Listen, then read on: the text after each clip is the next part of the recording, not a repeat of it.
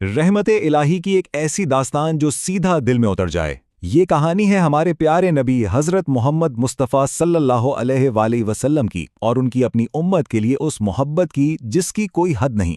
تو قصہ کچھ یوں شروع ہوتا ہے کہ ایک دن جبرائیل علیہ السلام، جو ہمیشہ اللہ کا نور اور خوشخبری لے کر آتے تھے، نبی کریم صلی اللہ علیہ وآلہ وسلم کے پاس تشریف لائے، لیکن آج کچھ مختلف تھا۔ ان کا چہرہ اترا ہوا تھا، انداز میں ایک بوجھل پن تھا۔ ہمارے نبی نے ان کی یہ حالت دیکھی تو پوچھا کہ کیا معاملہ ہے؟ اس پر جبرائیل کی آواز میں ایک لرزش تھی۔ انہوں نے عرض کیا، اے اللہ کے محبوب، میں نے وہ منظر دیکھا ہے جسے کوئی آنکھ برداشت نہیں کر سکتی۔ میں جہنم کی گہرائیوں سے ہو کر آیا ہوں اور اس کی ہولناکی نے میری روح کو لرزا کر رکھ دیا ہے۔ یہ سننا تھا کہ رحمت العالمین کے چہرے پر بھی تشویش کے آثار نمایاں ہو گئے۔ انہوں نے فوراً جہنم کی تفصیل جاننے کی خواہش ظاہر کی تاکہ وہ اپنی امت کو اس ہولناک جگہ سے بچا سکیں۔ آئیے ہم بھی سنتے ہیں کہ جبرائیل نے آگے کیا منظر بیان کیا۔ جبرائیل نے گہری سانس لی اور بتانا شروع کیا، جہنم کے 7 درجے ہیں۔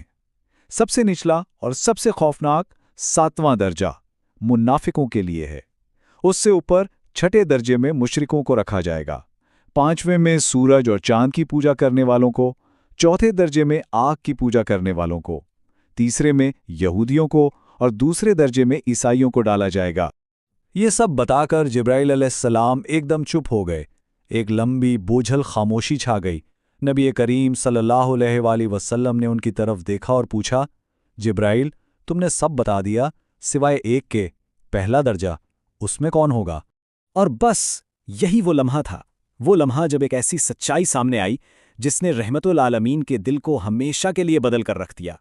جبریل نے جیسے نظریں جھکا لیں اور کانپتی ہوئی آواز میں عرض کیا، یا رسول اللہ، پہلا درجہ آپ کی امت کے گناہگاروں کے لیے ہے۔ یہ سننا تھا کہ جیسے نبی کریم صلی اللہ علیہ وآلہ وسلم پر غم کا پہاڑ ٹوٹ پڑا ہو۔ آپ کے آنسو تھے کہ رکنے کا نام نہیں لے رہے تھے، اور آپ نے دنیا سے، محفلوں سے، ہر چیز سے خود کو الگ کر لیا۔ اب آپ کا بس ایک ہی مقصد تھا، اپنی امت کی بخشش کے لیے اللہ سے فریاد کرنا۔ 1 دن نہیں، 2 نہیں، پورے 3 دن اور 3 راتیں آپ اپنے حجرے میں سجدے میں پڑے رہے۔ آنکھوں سے آنسوؤں کا سیلاب بہہ رہا تھا اور زبان پر بس ایک ہی دعا تھی، یا اللہ، میری امت، میری امت۔ باہر صحابہ کرام کی پریشانی بڑھتی جا رہی تھی، دل بے چین تھے۔ پہلے دن حضرت ابو بکر صدیق نے ہمت کی، دروازے پر آواز دی، لیکن کوئی جواب نہیں آیا۔ دوسرے دن حضرت عمر فاروق نے پکارا، مگر اندر سے بس خاموشی ہی خاموشی۔ تیسرے دن حضرت سلمان فارسی بھی ناکام لوٹ آئے۔ آخرکار سب پریشان تھے کہ اب کیا کیا جائے۔ تب حضرت علی کرم اللہ وجہ نے مشورہ دیا کہ اس دروازے کو صرف ایک ہی ہستی کھلوا سکتی ہے، وہ جس سے نبی کریم کو دنیا میں سب سے زیادہ محبت ہے، اور یوں آپ کی لاڈلی بیٹی حضرت فاطمہ رضی اللہ عنہا کو بلایا گیا۔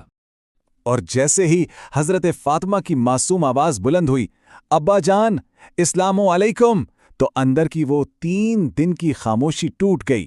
کائنات کے محبوب نے اپنی بیٹی کی پکار سنی، اور 3 دن بعد وہ دروازہ آخر کار کھل ہی گیا۔ حضرت فاطمہ نے جب اپنے والد کے آنسو دیکھے تو ان کا دل بھر آیا۔ انہوں نے پوچھا، ابا جان، آخر کس چیز نے آپ کو اتنا غمگین کر دیا ہے؟ آپ نے فرمایا، فاطمہ، میری بیٹی، مجھے اپنی امت کے ایک ایک گنہگار فرد کی فکر ہے۔ ان کے گناہوں کا بوجھ مجھے چین نہیں لینے دے رہا۔ اور پھر اسی گہرے غم کے اندھیرے میں امید کی ایک کرن چمکی۔ اللہ کی رحمت کا سمندر جوش میں آیا، اور آسمان سے ایک ایسا وعدہ نازل ہوا جس نے تاریخ کا رخ ہی موڑ دیا۔ آپ سجدے میں گڑ گڑا رہے تھے، یا اللہ، میری امت، ان پر رحم فرما۔ آپ کی یہ فریاد سیدھی عرش الہی سے ٹکرائی، اور پھر آسمان سے جواب آیا۔ اللہ تعالیٰ نے فرمایا، وَلَسَوْفَ يُؤْتِيكَ رَبُّكَ فَتَرْضَىٰ، اور ان قریب تمہارا رب تمہیں اتنا دے گا کہ تم راضی ہو جاؤ گے۔ یہ وعدہ سننا تھا کہ بس جیسے اندھیرے میں روشنی پھیل گئی ہو، آپ کا سارا غم، ساری پریشانی دھل گئی، اور آپ کا چہرہ مبارک 14ویں کے چاند کی طرح چمک اٹھا۔ اس خدائی وعدے نے ایک نئے باب کا آغاز کیا۔ یہ وہ لمحہ تھا جب نبی کریم نے اپنی امت سے ایک ایسا عہد کیا جو زمانوں سے آگے ہے، ایک عہد جو آج بھی ہم سب کے لیے امید کی سب سے بڑی کرن ہے۔ آپ نے اپنے صحابہ کو جمع کیا، اور آپ کی آواز میں خوشی کی لہر دوڑ رہی تھی۔